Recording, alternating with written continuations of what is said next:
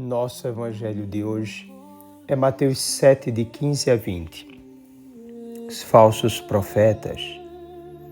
Naquele tempo, disse Jesus a seus discípulos: cuidado com os falsos profetas. Eles vêm até vós, vestidos com peles de ovelha, mas por dentro são lobos ferozes.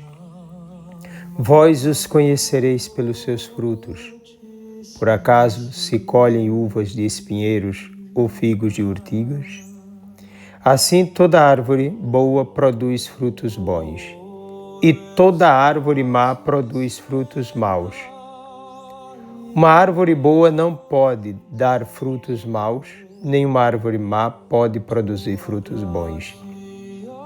Toda árvore que não dá bons frutos é cortada e jogada no fogo. Portanto, pelos seus frutos vós os conhecereis. Palavra da salvação. Cuidado com os falsos profetas. Quem são esses falsos profetas? Em primeiro lugar, no contexto de Mateus, são determinados cristãos que, inseridos no meio da comunidade, procuram outro estilo de vida, outra doutrina, outra forma de vida adequada à própria visão de mundo, ao individualismo que lhes é inerente, a incapacidade de viver em fidelidade e obediência aos apóstolos de Jesus Cristo. Eles utilizam os ensinamentos apostólicos segundo suas interpretações práticas, procuram enganar as pessoas com aparência de santidade, jogam pedra na Igreja de Cristo, difamam os verdadeiros cristãos que vivem da palavra de Deus, da Eucaristia, da caridade autêntica e do testemunho contínuo de renúncia de si mesmo para a salvação do outro. São Paulo afirma em Gálatas 1, de 6 a 9: estou admirado de que tão depressa passeis daquele que vos chamou à graça de Cristo para um evangelho diferente. De fato, não há dois evangelhos, há apenas pessoas que semeiam a confusão entre vós e querem perturbar o evangelho de Cristo. Mas, ainda que alguém, nós ou um anjo baixado do céu, vos anunciasse o evangelho diferente do que vos temos anunciado, seja ele anátema, colocado para fora da comunhão. Repito aqui o que acabamos de dizer: se alguém pregar doutrina diferente da que recebestes, seja ele excomungado. Ora, virou moda a fundação de grupos ditos cristãos desligados da verdadeira Igreja de Cristo. Eles confundem as pessoas, modificando a forma de compreensão da fé e da história, afirmando uma igreja que serve para todos os gostos segundo as mais diversas interpretações. A igreja só tem uma verdade e a interpretação dela deve ser una. A divisão não vem de Cristo. A igreja de Cristo é una na palavra, na fé, no batismo, na liturgia e na vivência do amor. Ela tem somente um Senhor, é esposa da única cabeça, Cristo Jesus. Tem como único fim a comunhão com Deus. A igreja é santa, católica e apostólica. Os falsos profetas podem ser também os judeus que dificultavam a missão evangelizadora. De qualquer modo, tanto os judeus quanto alguns membros do cristianismo foram muito problemáticos no contexto da fé. Isso acontece até hoje, quando se vê a facilidade em se criar igrejas que podem, sem problemas, ser chamadas de pequenas igrejas, grandes negócios. O sistema entrou fortemente no âmbito da crença, e aqui o sistema de modo geral, o sistema político, tanto socialista, materialista, capitalista, tudo isso.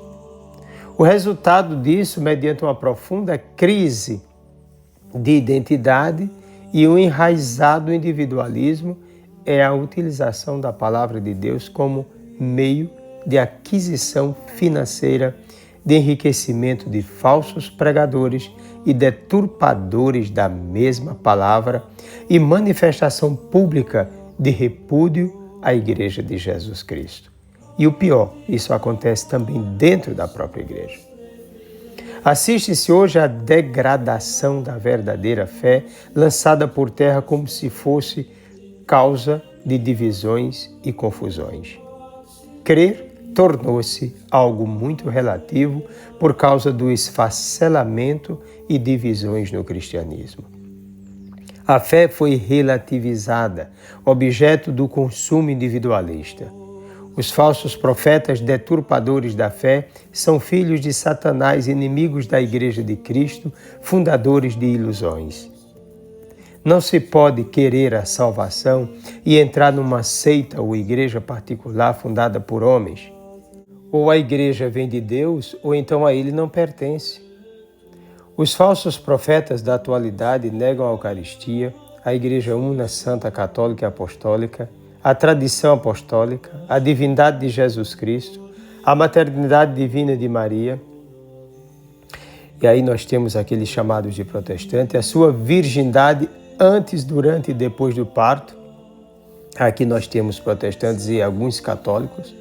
A redenção e ressurreição de Jesus Cristo, no caso do Espiritismo, né? E os ideais comunistas e marxistas dentro da igreja mesma de Jesus, mediante um tipo de teologia materialista, abortista e feminista que não leva a sério a questão espiritual e a vida eterna, nem o Evangelho, pondo apenas como justificador de ideias evolucionárias, favorecedoras da aceitação forçada dos interesses de grupos instintivamente dominados pelos seus desequilíbrios, traçados por uma ilusória teologia chamada de libertação. Os tais profetas propõem uma nova religião contrária à de Cristo, chamada de Mãe Terra, por exemplo, uma tal concepção teológica mais próxima de uma expressão religiosa cananeia, com traços marcadamente relacionados às relações com a natureza, finaliza um aparente culto, entre aspas, novo, numa cega religião falsamente denominada Fraternidade Universal sem Cristo, que propositalmente não quer chamar a Deus de Pai simplesmente por representar como que uma figura masculina e toda uma realidade patriarcal das Sagradas Escrituras.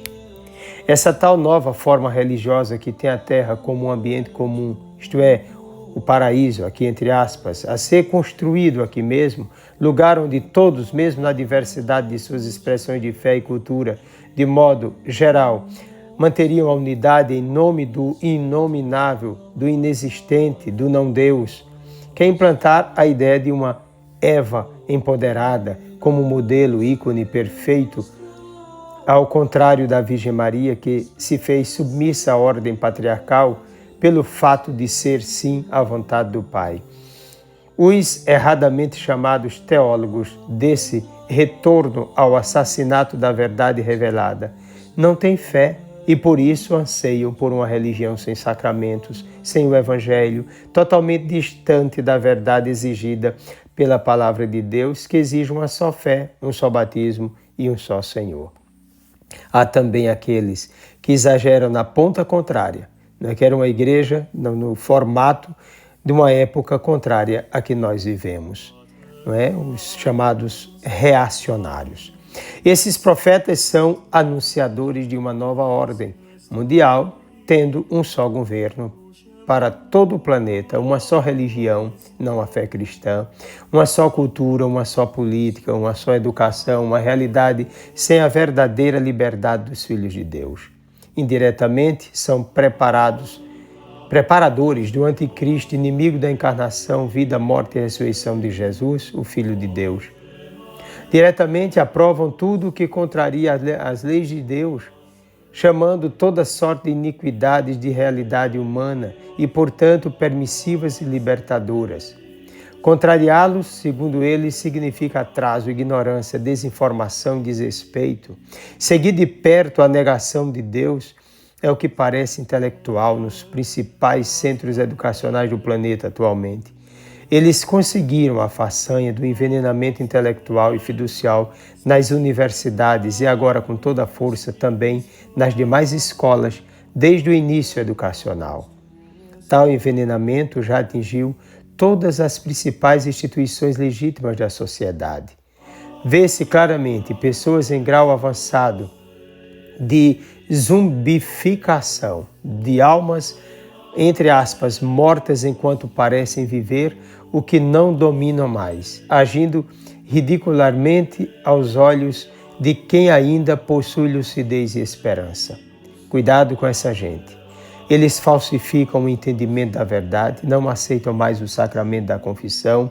Tudo pode ser admitido em nome de uma perversa ideia de misericórdia que não observa mais a miséria do pecado do outro, mas tão somente seu desejo de ter acesso ao que somente é permitido a quem se reconcilia com Deus mediante sincero arrependimento, conversão e desejo sincero de nunca mais retornar a ofender ao Senhor. Eles deturpam os sentidos das palavras, os sentidos dos ensinamentos de Jesus Cristo, o entendimento da Igreja de Cristo, a revelação divina e toda a Sagrada Escritura em vista de seus interesses de aliados do Pai da mentira. Cuidado com essa gente. Desça sobre ti a bênção do Deus Todo-Poderoso, Pai, Filho e Espírito Santo, um forte e carinhoso abraço.